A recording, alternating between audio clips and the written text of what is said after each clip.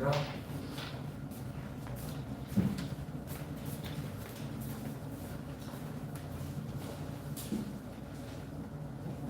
안녕하세요.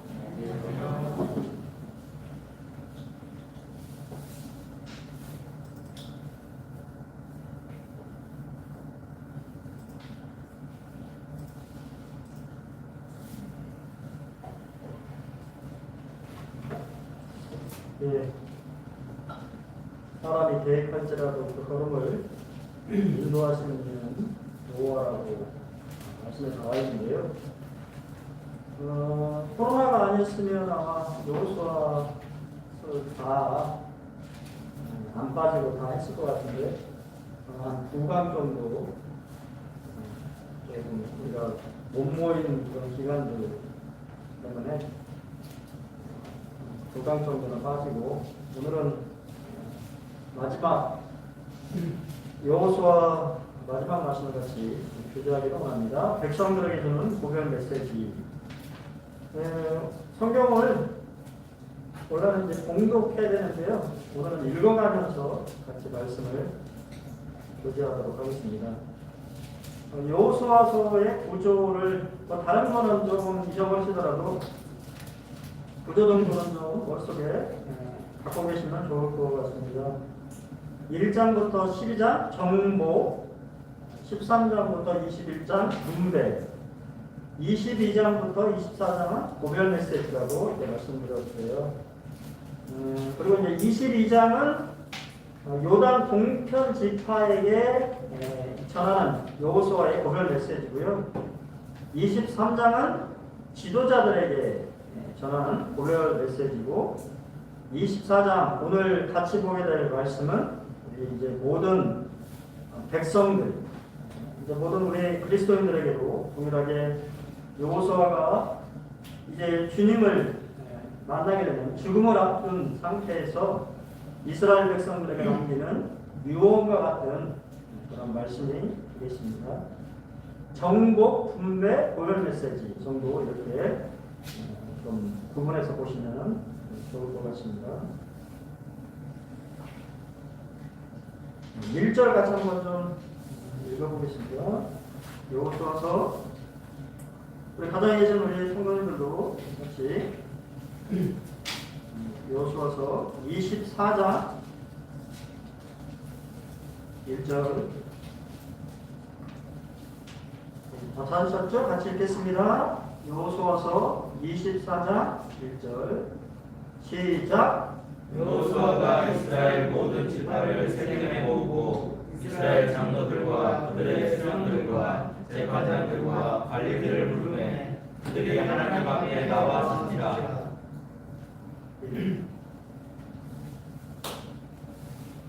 우리가 이제 성막이 어디에 있다고 말씀을 드렸죠? 기억하시는가요? 성막은 실로라고 하는 곳으로 이제 이동을 했습니다.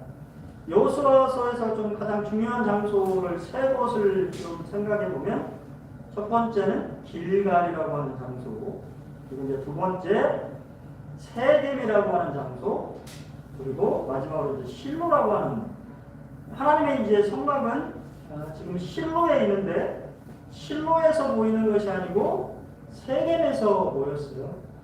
우리가 23장에서 지도자들에게 메시지를 전할 때는 실로에서 전합니다.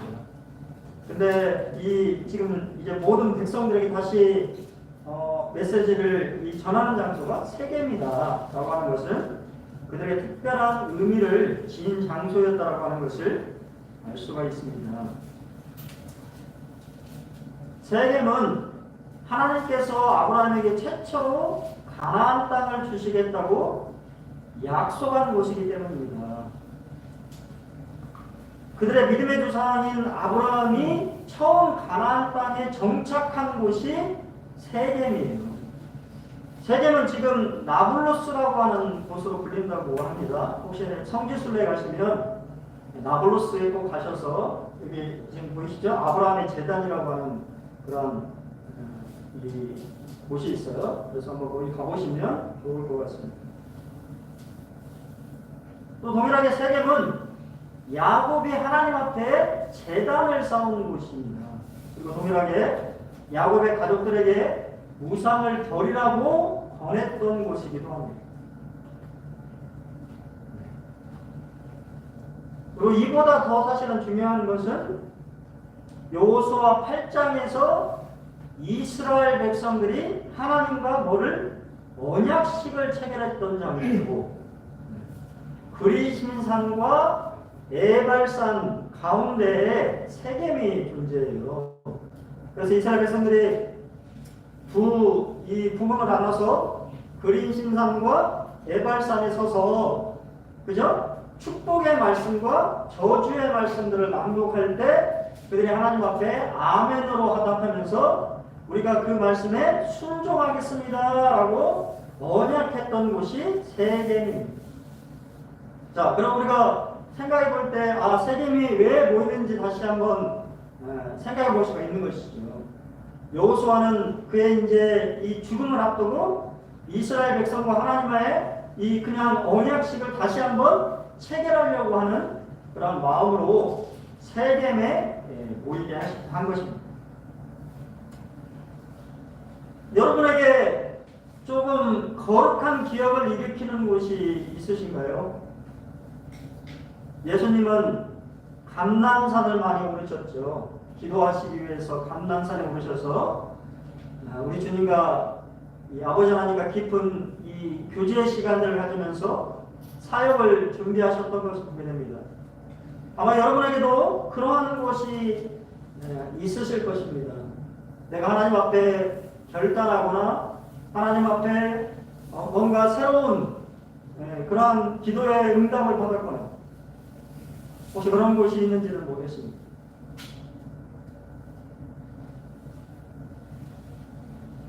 두 번째, 이스라엘 역사를 해고하기 시작합니다. 왜 이스라엘 역사를 해고할까요? 그것은 하나님과의 선하셨다라고 하는 것을 그들에게 알려주고자 하는 것이죠. 같이 2절로 13절 교독해서 읽겠습니다. 여호수아서 24장 2절로 13절 교독하겠습니다. 제가 먼저 읽겠습니다. 2절 여호수아가 모든 백성에게 이르되 이스라엘 하나님 여호와께서 이같이 말씀하시기를 옛적에 너희의 조상들 곧 아브라함의 아버지 나홀의 아버지 데라가 강 저쪽에 거주하여 다른 신들을 섬겼으나 내가 너희의 조상 아브라함을 강 저쪽에서 이끌어내어 가나안 온 땅에 주로 행하게 하고 그의 씨를 번성하게 하고 그에게 이삭을 주었으며 이삭에게는 야곱과 에서를 주었고 에서에게서는 세일산을 소유로 주었으나 야곱과 그의 자손들은 애굽으로 내려갔으므로 내가 모세와 아론을 보내었고 또 애굽에 재앙을 내렸나니 또 내가 그들 가운데 행한 것과 같고 그 후에 너희를 인도하여 내었노라. 내가 너희의 조상들을 애굽에서 인도하여 내어 바다에 이르게 한즉 애굽 사람들이 병거와 나병을 거느리고 너희의 조상들을 홍해까지 쫓아오므로 너희의 조상들이 나 여호와께 부르짖기로 내가 너희와 애굽 사람들 사이에 흑암을 두고 바다를 이끌어 그들을 덮었나니 내가 애굽에서 행한 일을 너희의 눈이 보았으며 또 너희가 많은 날을 광야에서 거주하였느니라. 내가 또 너희를 인도하여 요단 저쪽에 거주하는 아모리 족속의 땅으로 들어가게 하매 그들이 너희와 싸우기로 내가 그들을 너희 손에 넘겨주매 너희가 그 땅을 점령하였고 나는 그들을 너희 앞에서 멸절시켰으며 또한 모압 왕 시솔의 아들 발락이 일어나 이스라엘과 싸우더니 사람을 보내어 보울의 아들 발람을 불러다가 너희를 저주하게 하려 하였으나 내가 발람을 위해 듣기를 원하지 아니하였으므로 그가 오히려 너희를 축복하였고 나는 너희를 그의 손에서 건져내었으며 너희가 요단을 건너 여리고에 이른즉 여리고 주민들 곧 아모리 족속과 브리스 족속과 가나안 족속과 헷 족속과 기르가스 족속과 히위 족속과 여부스 족속이 너희와 싸우기로 내가 그들을 너희의 손에 넘겨주었으며 내가 왕벌을 너희 앞에 보내어 그 아모리 족속의 두 왕을 너희 앞에서 쫓아내게 하였나니 너희의 칼이나 너희의 활로서 이같이 한 것이 아니며 내가 또 너희가 수고하지 아니한 땅과 너희가 건설하지 아니한 성읍들을 너희에게 주었더니 너희가 그 가운데 거주하며 너희는 또 너희가 심지 아니한 포도원과 감람원의 열매를 먹는다 했습니다. 먼저는 저희가 방금 읽은 2절부터 13절 말씀은 창세기 12장부터 지금 우리가 접하고 있는 여호수아서 23장까지의 이스라엘의 역사를 간략하게 이야기하고 있는 것입니다. 여호수아는 이스라엘 민족의 조상인 아브라함부터 언급합니다. 우리가 강 저쪽에라고 하는 뜻은 요단강 저편을 말하는 것이 아니고 유브라테스 강 건너편, 아브라함이 예전에 살던 곳을 말하는 것입니다. 또 동일하게 이 아브라함에 대한 그의 아버지 데라에 대한 이야기는 창세기에 기록되지 않은 이야기입니다. 새로운 정보를 성령께서 여호수아를 통하여서 새로운 정보를 주는 것이죠. 우리가 이 말씀을 통해서 알게 된 것은 아브라함의 가족들이 우상 숭배자들이었다라고 하는 사실입니다. 우상을 숭배하던 아브라함이 하나님의 약속을 믿고 말씀에 순종했다는 것입니다.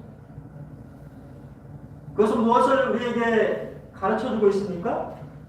하나님을 만나 믿음을 가진 자체가 하나님의 은혜였다라고 하는 것입니다. 그 말은 그들의 믿음의 조상이라고 하는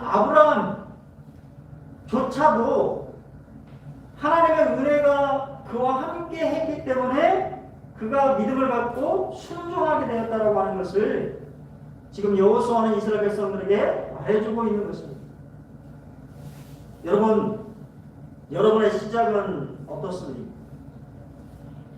하나님을 처음 만났을 때를 기억하십니까? 하나님 나를 처음 부르셨을 때를 기억하십니까? 내가 믿음이 좋아서 우리 주님을 믿은 것이 아닌 것을 보입니다. 우리의 믿음의 시작도 하나님의 은혜가 함께 있기 때문에 우리가 그런 믿음을 갖게 된 것입니다. 이스라엘의 시작 또한 하나님의 은혜로 시작되었다라고 하는 것을 여호수아는 이스라엘 백성들에게 말하고 있는 것입니다. 로마서 4장 1절로 2절에 보면 그런즉 육신으로 우리 조상인 아브라함이 무엇을 얻었다 하리 만일 아브라함이 행위로서 의롭다 하심을 받았으면 자랑할 것이 있었으려니와 하나님 앞에서는 없느니라 라고 이야기하면서 일하지 않은 자에게 주시는 은혜에 대해서 사도 바울은 우리에게 이야기하고 있습니다. 두 번째, 믿음의 족장 시대를 언급합니다. 여기서 우리가 조금 생각해 볼 수 있는 구절은 4절 말씀이죠. 지금 보이시는 우리 성도님도 잘 안 보이시겠지만 온라인에 가정에서 보시는 이게 세일산이에요. 이삭에게서는 야곱과 에서를 주었다라고 말씀하시고 에서에게는 세일산을 뭐로 줬습니까? 소유로 주었으나 야곱과 그의 자손들은 애굽으로 내려갔느니라고 얘기합니다. 희한하죠. 선택받지 못한 에서에게는 세일산을 소유로 주었습니다. 하지만 선택받은 야곱은 그 당시에 소유가 없었습니다. 약속의 조상인 야곱이 받지 못한 소유를 출애굽 2세대인 지금 이스라엘 백성, 여호수아의 말씀을 듣고 있는 이스라엘 백성들이 정복하여 소유하였다라고 하는 것입니다. 그들은 하나님의 약속이 성취를 직접 경험한 세대가 된 것입니다. 분명히 믿음의 이 족장들을 통해서 가나안 땅을 주겠다고 하나님이 약속하셨지만 그는 그 약속의 성취를 보지 못했어요. 하지만 지금 여호수아의 고별 메시지를 듣고 있는 출애굽 2세대들은 하나님의 약속이 성취되어져 가고 있다고 하는, 성취되었다고 하는 사실들을 직접 경험한 세대들이라고 하는 것입니다. 그들은 지금 아마 우리가 이렇게 말씀을 듣고 있으면서 우리도 그렇게 크게 감흥은 없겠지만 지금 여호수아 24장의 이 메시지를 듣고 있는 이스라엘 백성들은 얼마나 감격스러웠을까요? 하나님의 약속이 성취된 것을 그들이 직접 경험했기 때문에 얼마나 마음에 그런 마음들에 부풀어 오르며 하나님이 자신들에게 해주신 그런 놀라운 신실하신 그런 모습들을 생각하면서 그들의 심령이 얼마나 뜨거웠을까요? 그리고는 출애굽 시대를 또 언급합니다. 여기서 재미있는 것은 하나님의 애굽에서 이스라엘을 보호하셨습니다. 또 동일하게 그분의 능력의 손으로 그들을 구원하셨어요. 하지만 우리가 읽은 바대로 광야의 역사는 언급하고 있지 않은 것을 보게 됩니다. 우리 모두 다 그렇지 않습니까? 우리 인생에서도 좀 기억하고 싶지 않은 기억들이 있지요. 그렇지 않습니까? 이스라엘 백성들에게 어떻게 보면 광야의 40년은 가장 기억하고 싶지 않은 역사였을 거예요. 그것은 간략하게 그냥 재빠르게 넘어가는 것을 보게 됩니다. 왜냐하면 지금 이 시점에서는 그렇게 언급하고 싶지 않은 것 같습니다. 그러나 그러한 잊고 싶지 않은, 기억하고 싶지 않은 역사임에도 불구하고 하나님은 인도하여 내셨다라는 말을 2번이나 언급하시면서 그들을 인도하셨음을 우리에게 말해주고 있습니다. 그들은 불신앙으로 하나님을 대적함으로 그런 역사를 보냈지만 하나님은 그럼에도 불구하고 그들을 포기하지 아니하시고 그들을 인도하여 내셨습니다. 이제는 우리가 잘 아는 것처럼 가나안 정복에 대한 이야기를 이제 합니다. 여기서 우리가 좀 생각해 볼 것은 그때도 말씀드린 것처럼 요단 동편 땅의 왕들에 대한 정복 이야기를 빠지지 않고 하고 있다고 하는 것이에요. 요단 동편 땅에 정복한 일은 여호수아가 아니고 누구였어요? 모세를 통해서 이루어진 일입니다. 전인자의 수고를 다시 한번 기억하는 것을 보게 됩니다. 또한 여기서 계속 또 반복되는 것이 모압 왕 발락과 발람의 이야기가 또 언급됩니다. 발락과 발람의 이야기는 무엇입니까? 저주를 축복으로 바꾼 사건이라고 하는 것이에요. 그것은 이스라엘 반역과 죄에도 불구하고 하나님께서는 자기 백성을 버리지 않으신다라고 하는 것을 다시 한번 이스라엘 백성들에게 상기시키는 것입니다. 하나님은 여전히 개입하신다라고 하는 사실을 이스라엘 백성들에게 말해주고 있습니다. 발락과 발람의 사건은 우리가 잘 아는 것처럼 비극으로 끝났죠. 그들이 우상 숭배하고 음행을 저줌으로 인해서 하나님의 심판이 임하게 됩니다. 하지만 그럼에도 불구하고 하나님 여전히 그들을 사랑하셔서 그들의 인생에 개입하셔서 저주를 축복으로 바꿔나가시는 그러한 하나님을 여호수아는 이스라엘 백성들에게 말해주고 있는 것입니다. 역사 해고의 결론이 13절입니다. 그게 뭐였죠?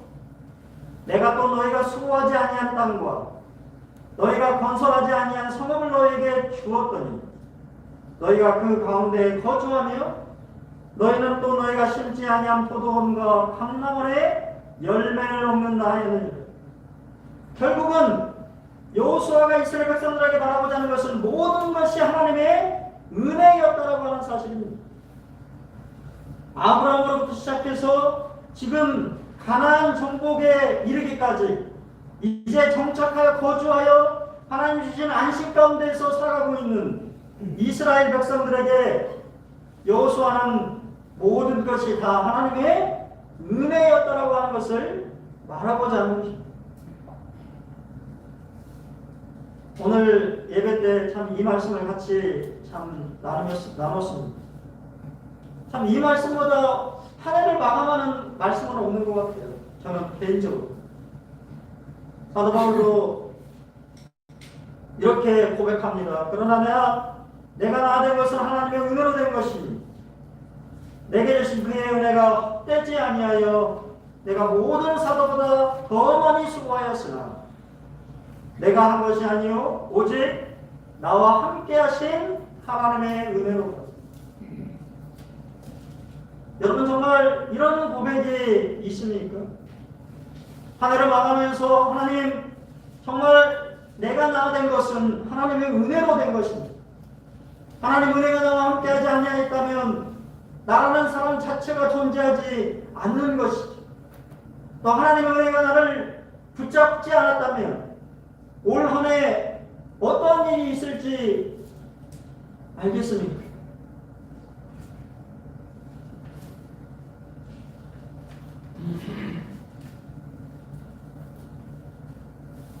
최근에 참 건강에 대해서 제가 참 건강하다고 하는 것이 저 뭐 그렇게 많이 건강하지는 않거든요. 저도 겨울 되면 이 비염 때문에 참 고생을 많이 해요. 계속 약을 먹습니다. 비염약을 계속 달고 사는데 그럼에도 불구하고 이 건강하다는 것에 대해서 참 감사하게 된 계기가 있어요. 제가 잘 아는 형제가 거의 몸이 다 망가진 젊은 형제거든요. 여러 가지 그때 잠깐 수요일날 그런 말씀 드렸습니다. 눈도 안 보이고 잘못하면 실명될 수도 있다고 하는 신장 판막을 교체 수술을 해야 되는데 교체 수술을 하게 되면 투석을 받아야 돼요. 투석을 받는다고 해서 몸이 좋아지는 것이 아닙니다. 그런 이야기들을 참 들으면서 참 어떠한 말로 그 형제를 참 위로해야 될까. 그러면서 한편으로 참 몸이 그래도 건강하다라고 하는 것에 대해서 참 감사한 마음이 들었습니다. 아프지 않고 올 한 해도 이렇게 잘 지나가게 된 것도 하나님의 은혜구나라고 하는 사실을 깨닫게 됩니다. 그리고 제 마음에 겸손함이 생기게 돼요. 하나님의 은혜가 내 인생 가운데 함께했기 때문에 지금 바로 내가 이 자리에 나 된 상태로 믿음을 저버리지 아니하고 믿음의 사람으로 그리스도인으로서 살아가고 있음에 감사가 참 되었습니다.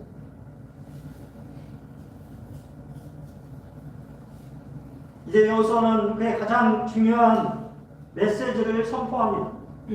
섬길 자를 선택하라고 하는 것입니다.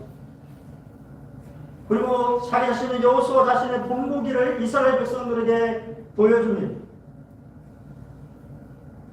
헌신을 위한 권면을 먼저 합니다. 그러므로 이제는 여호와를 경외하며 온전함과 진실함으로 그를 섬기라.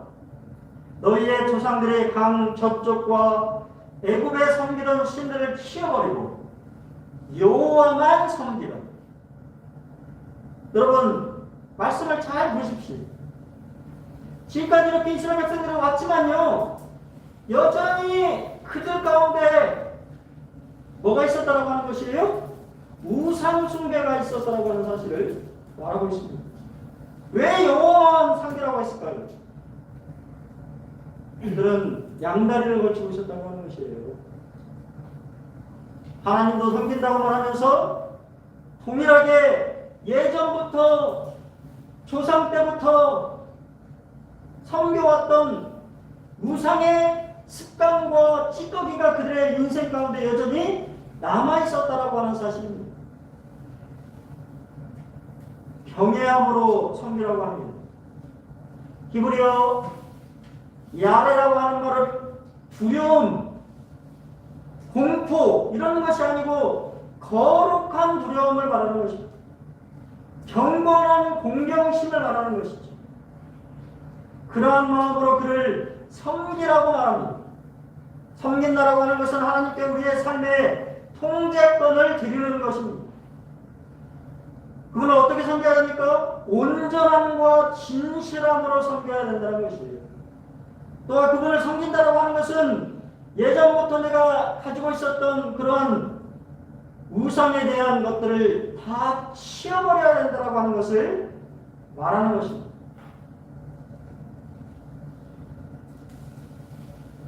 카일 아이들만의 책 내 마음의 전쟁터라고 하는 책에서 나침판의 네 방이라고 하는 이야기를 합니다. 네 가지 선택사항이 있다라고 말합니다. 나침판이 동서남북을 가리키는 것처럼 첫 번째 선택사항은 우리 조상들부터 섬겼던 신들을 버려야 된다고 하는 것입니다. 여러분, 우리도 그렇지 않습니까? 여전히 저희 어머니가 구원받으셨는데 어머니 구원받으신 것이 거의 70이 넘으셔가지고 구원받으셨잖아요.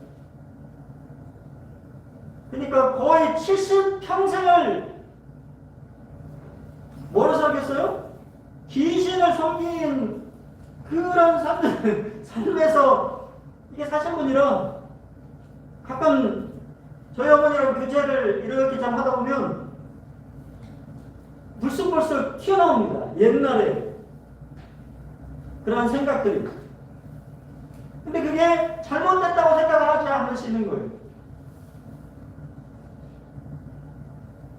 우리 조상들부터 섬겼던 그러한 우리도 모르는 어떤 우상숭배에 대한 것, 그러한 것들도 선택을 해야 된다고 하는 것입니다.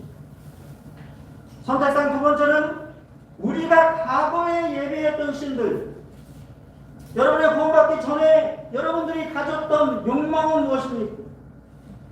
어떤 사람은 명예를 쫓고, 어떤 사람은 재물을 쫓고, 어떤 사람은 쾌락을 쫓고, 구원받았지만 여전히 내가 예배했던 하나님보다 더 우선시하는 것들이 내 인생 가운데 있을 수 있다고 하는 사실입니다. 또한 세 번째 선택당은 무엇입니까? 우리 문화의 신들이에요. 요즘은 동성애 아무것도 아닌 것처럼 얘기하죠. 그리고 동성애에 대해서 이상하게 얘기하면, 죄라고 얘기하면 아주 수준이 낮은 것 같은 그러한 시대에 살아가고 있습니다. 또 동일하게 방송에서는 아주 동성애 잡을 특별히 직업적으로 멋있는, 또 보면 사람들이 좀 멀쩡해요. 그러한 사람들을 내세워서 미화하는, 그게 우리 시대의 문화의 한 모습이 아니겠습니까? 여러분, 그러한 것들을 선택하시겠습니까? 아니면 버리시겠습니까? 또한 동일하게 마지막으로는 하나님을 말합니다. 하나님을 선택할 것인가? 그렇지 않을 것입니다. 선택의 요구를 우리에게 말합니다. 너희가 섬길 자를 택하라. 오직 나와 내 집은 여호와를 섬기겠노라. 여러분 모든 사람은 무엇인가를 섬깁니다.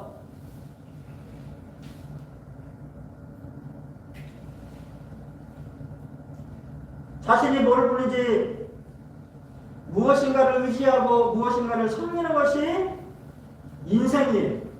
또 동일하게 당시 다신 사회였어요. 신이 많은 사회였습니다. 그 당시에 이스라엘 백성들이 살고 있는 당시에는 신을 선택할 필요가 없어요. 왜냐하면 신이 엄청나게 많기 때문에. 여러분, 인도의 신이 얼마나 될까요? 동영제 인도의 신이 얼마나 돼요? 인도의 신이 많은 거 알죠? 혹시 아십니까? 얼마나 될까요? 일본도 신이 많죠. 멸치도 섬깁니다. 멸치. 일본은. 어느 분 얘기 들어보니까 인도의 신이 3억 5천만이랍니다. 모든 게 다 신이에요. 그러니까 그런 사회에서는 기독교도 하나의 뭐가 되는 거예요? 신의 부류에 속하는. 지금 이스라엘 백성들이 여호수아의 말씀을 듣고 있는 이 시점도 동일한 거예요. 수많은 신들이 그냥 있는 것입니다. 선택할 필요가 없는 것입니다. 하지만 우리에게 선택할 수 있는 자유의지를 주신 분이 하나님이시고 그래서 하나님의 선물이지. 하나님은 인간을 로봇으로 만들지 않으시고 인격적으로 되어왔기 때문에 자유의지를 주셨습니다. 그렇기 때문에 하나님을 믿는 것은 무슨 문제예요? 선택의 문제라고 하는 것입니다. 선택해야 된다고 하는 것입니다. 선택할 수 있는 자유의지가 가장 지혜로운 선택은 오직 나와 내 집은 여호와를 섬기겠노라고 하는 선택입니다. 여호수아는 나만 섬기겠다고 얘기하지 않았습니다. 내 집도 여호와를 섬기겠노라고 이야기하고 있습니다. 그것은 성경에서 가장 작은 단위가 가정이기 때문에 그렇습니다. 가정이 하나님을 섬기는 것이 중요하기 때문에 그렇습니다. 여러분,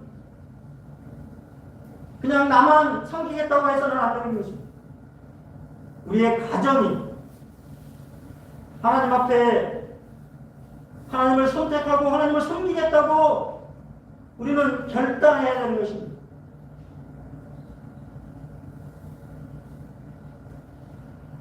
일제시대에 주기철 목사님이 신사참배를 반대한 것으로 유명합니다.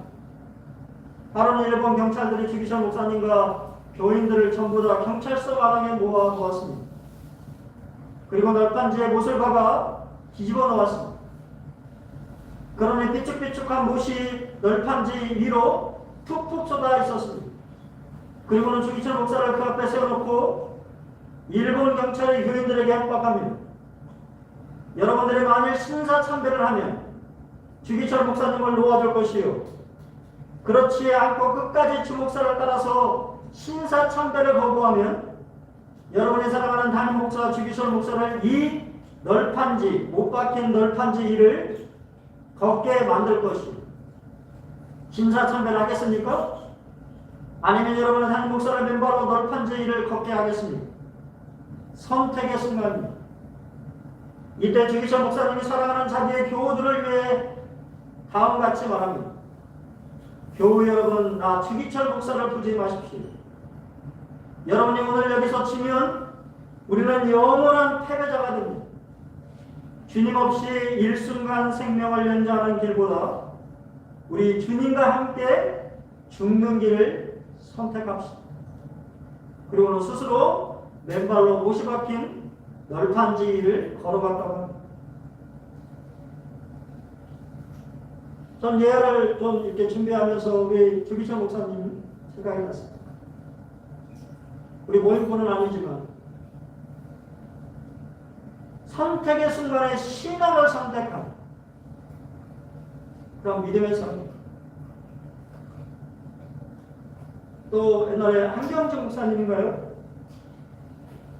그분도 사죄를 했어요. 설교를 했어요. 자기가 신사참배를 하지 말았어야 되는데 신사참배 한 거에 대해서 내가 하나님 앞에 회개합니다.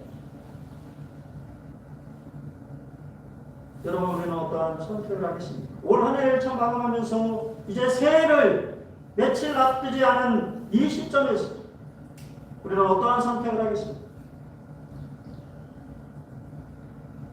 백성들의 반응이 16절로 18절 말씀입니다.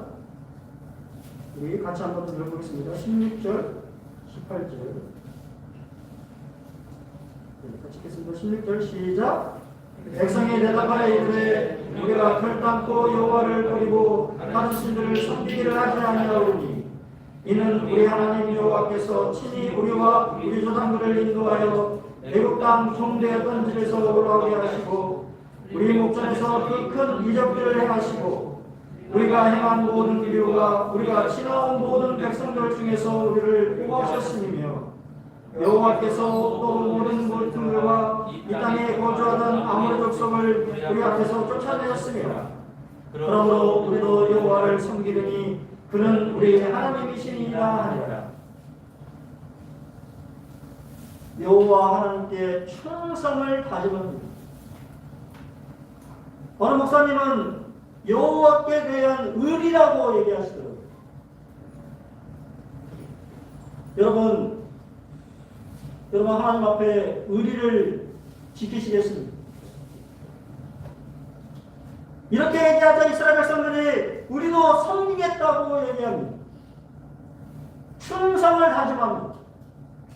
또한 동일하게 하나님의 주권을 인정합니다. 그들을 인도하셨던 것, 그들의 인생 가운데 큰 이적을 행하셨던 것, 또 그들의 인생 가운데 주님이 그들을 보호하셨던 것, 또한 대적들을 물리쳐 주셨던 것. 여러분 오늘 하나 여러분은 하나님으로부터 어떠한 보호하심과 그러한 역사와 그러한 것들을 경험하셨습니까? 한번 되돌아보시기 바랍니다. 그리고 그들은 뭘 하죠? 신앙을 고백합니다. 그는 우리의 하나님이십니다. 정말 그렇습니까? 우리의 여호와 하나님이 우리의 하나님이십니다. 나는 주의 백성이고 주님은 우리의 하나님이십니다. 아니 그거보다 더 우리는 더 가까운 고백을 할 수 있습니다. 주님은 나의 아버지가 되십니다. 올 한해 여러분 참 올 한해를 마감하면서 여러분 어떤 하나님 앞에 어떤 신앙 고백을 드리시기를 원하십니다. 또한 그러면서 거기서 그냥 신앙 고백만 하고 마친 게 아닙니다. 적용까지 적용하죠. 그러므로 우리도 여호와를 섬기리니. 여러분 하나를 마감하면서 여러분도 하나님 앞에 충성을 다짐하시길 바랍니다. 또 하나님의 주권을 인정하시고 신앙을 고백하고 그 신앙을 고백한 것을 내 삶 가운데 적용하는, 그래서 새로운 한 해에는 더욱 주님을 힘있게 섬기는 헌신된 그리스도인의 삶을 살아가기를 참 간절히 원합니다. 여호수아는 좀 우리에게 선택하도록 요구하고 있습니다. 여러분 어떤 선택을 하시겠습니까? 그러면서 징계의 위험을 경고합니다. 이거는 동영적 한번 19절로 21절까지 읽어주세요.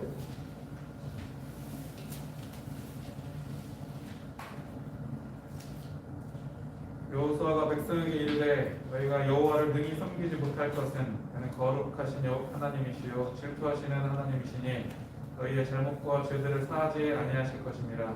만일 너희가 여호와를 버리고 이방 신들을 섬기면 너희에게 복을 내리시는 후에라도 돌이켜 너희에게 재앙을 내리시고 너희를 멸하시리라 하니 백성이 여호수아에게 말하되 아니니이다 우리가 여호와를 섬기겠나이다 하는지라. 잘 섬기겠다고 하니까 갑자기 여호수아가 뭐라고 얘기하죠? 너네께 섬길 수가 없어. 백성들은 여호와를 섬기겠노라고 3번 사실은 하고 납니다. 언약 단계에서는 그러므로와 더불어 만일이라는 경우가 설정되어 있어요. 그러므로 이렇게 섬기라고 권하고 있지만 동일하게 만일 너희가 그렇게 섬기지 못하게 되면 이라고 하는 말씀이 있습니다. 그것은 우리에게 무엇을 가르쳐주고 있습니까? 우리의 의지만으로는 안 된다라고 하는 것을 가르쳐주는 것이죠. 하나님의 은혜와 도우심이 반드시 필요하다라고 하는 것을 여호수아는 잘 알고 있는 것입니다. 인생을 마감하면서 이제 죽음을 앞둔 믿음의 지도자 여호수아는 그의 인생 가운데 하나님의 은혜와 도우심이 아니었으면 그가 그 모든 것을 이겨낼 수 없다라고 하는 사실을 너무 잘 알고 있는 것이에요. 얼마나 많이 입술로 주님을 잘 섬기겠다고 말했던 적이 얼마나 많이 있습니까? 우리 인생 가운데. 하지만 그렇게 됐나요? 그래 살지 못할 때가 너무너무 많이 있는 것을 보게 됩니다. 그럴 때마다 하나님의 은혜와 도우심이 아니었으면 우리가 지금 이 자리에 있을 수도 없고 또한 그것을 이겨낼 수도 없었을 것입니다. 여러분 그렇기 때문에 우리에게는 뭐가 필요한 거예요? 믿음과 회개가 필요한 것입니다. 주님은 선하신 분이시고 자비하신 분이셨습니다. 내가 언제든지 주님 앞에 도움을 요청하면 나에게 도움을 베푸시는 분이라고 하는 믿음과 내가 연약하기 때문에 우리 주님이 원하시는 삶을 살아가지 못할 때가 있다 할지라도 다시 한번 회개함으로 하나님의 우리의 믿음을 새롭게 하는 그런 것이 필요하다고 하는 것을 여호수아는 너무도 잘 알고 있는 것이에요. 그렇지 않습니까? 우리 새해 결심을 참 많이 하죠. 무엇인가를 하겠다라고 하는 결심들을 많이 하지만 작심삼일이 될 때가 참 많이 있고 그냥 지나쳐 볼 때가 많이 있습니다. 그럼에도 불구하고 우리는 하나님의 은혜를 구하고 하나님의 도우심을 구하게 되면 이전보다는 더 나은 그리스도인의 삶을 더 주님과 가까운 그리스도인의 삶을 살아가고 있지 않을까요? 로마서 8장의 26절에 같이 한번 좀 읽어보겠습니다. 26절 시작. 이와 같이 성령도 우리의 연약함을 도우시나니 우리는 마땅히 기도할 바를 알지 못하나 오직 성령이 말할 수 없는 탄식으로 우리를 위하여 친히 간구하시느니라. 우리는 알 수 없기 때문에 누가 도우신다고요? 성령 하나님이 우리를 도우시는 것입니다. 왜냐하면 우리가 연약한 자인 것을 아시기 때문에. 성령 하나님은 우리를 누구십니까? 아버지 하나님, 성부 하나님께서 32절에 자기 아들을 아끼지 아니하시고 우리의 모든 사람을 위하여 내주시니가 어찌 그 아들과 함께 모든 것을 우리에게 주시지 아니하겠느냐.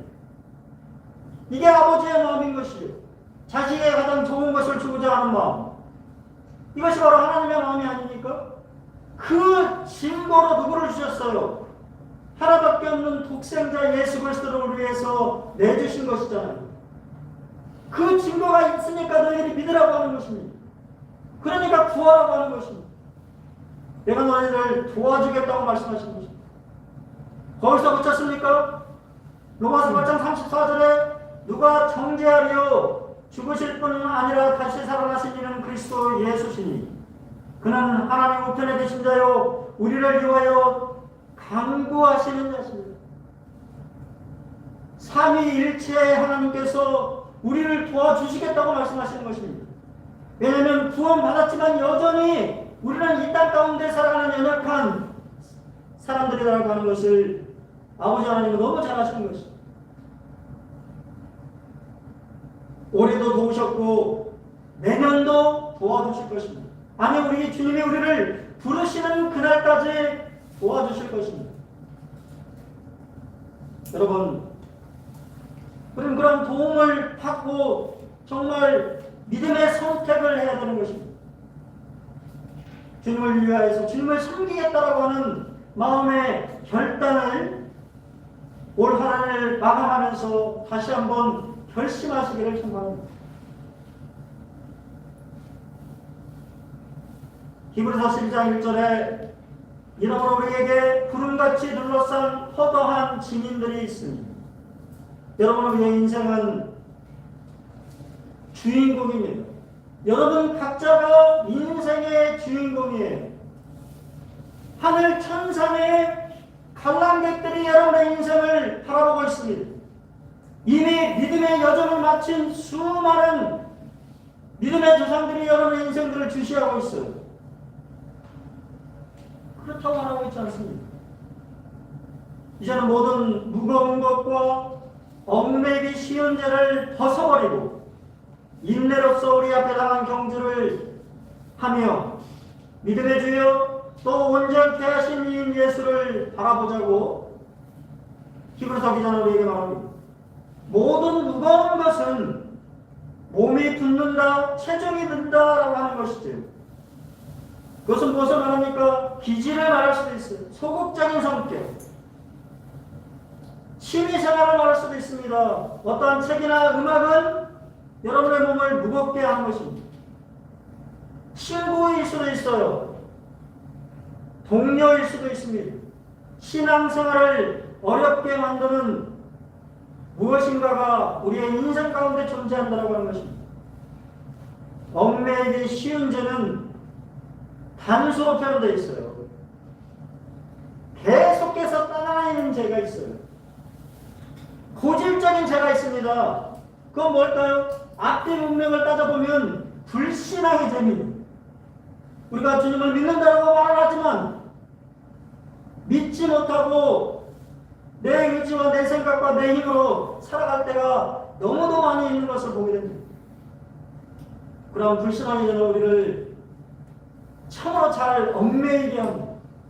주님 앞에 더 힘차게 헌신된 신앙의 그러한 삶들을 살아가지 못하도록 우리를 발목을 붙잡습니다. 여러분, 그런 모든 것들을 벗어버립니다.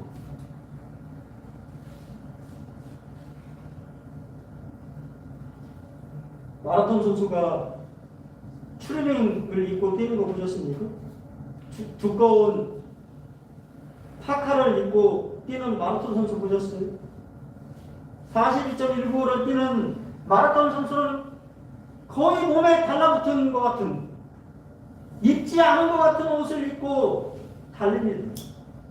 여러분, 우리 신앙생활에 우리 주님 앞에 더 가까이 다가가지 못하게 하는 그러한 것들이 있다고 한다면 이제는 벗어버리고 치워버리고 내년은 더 주님 앞에 가까이 나아가는, 경주를 힘차게 뛰어가는, 발걸음이 가벼운 새해를 시작하기를 참바랍니다.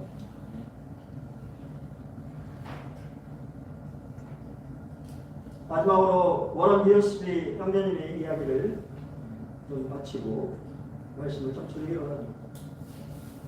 이 책을 마치면서 그리스도는 우리의 여호수아이시며 우리를 대신하여 싸워주시고 유업을 얻도록 우리를 도와주심을 기억합시다. 만일 우리가 하나님께 신실하고 그의 말씀에 순종한다면 우리는 믿음으로 발을 내디딜 수 있으며 하나님의 축복을 주장할 수 있습니다.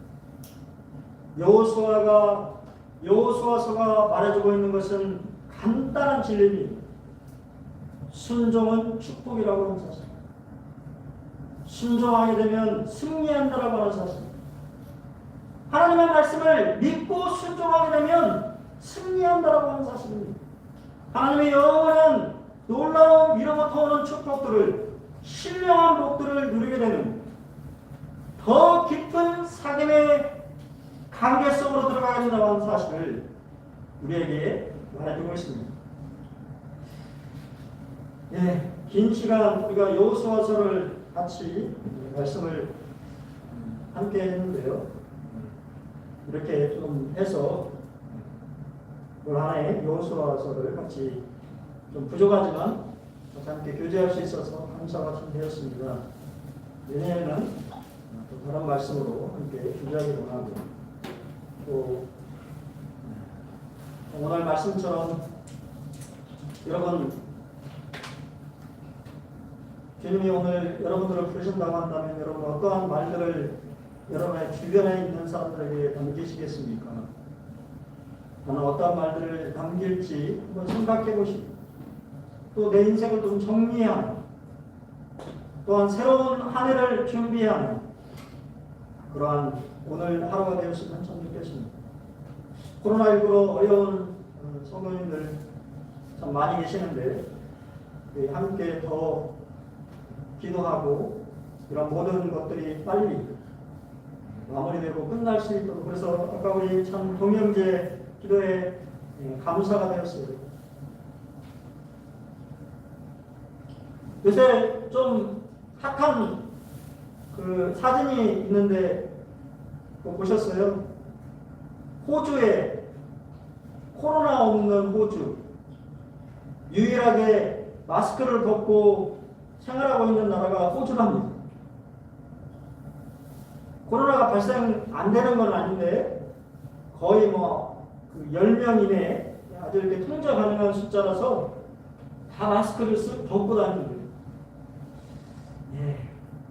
다 마스크를 쓰고 있는데 또 어떤 나라는 마스크를 쓰지 않고 자유롭게 이 생활하고 있는 나라가 있다고 하는 것을 참 바라보면서 우리나라도 또 전 세계도 마스크를 벗는 내년이 되었으면 참 좋겠습니다.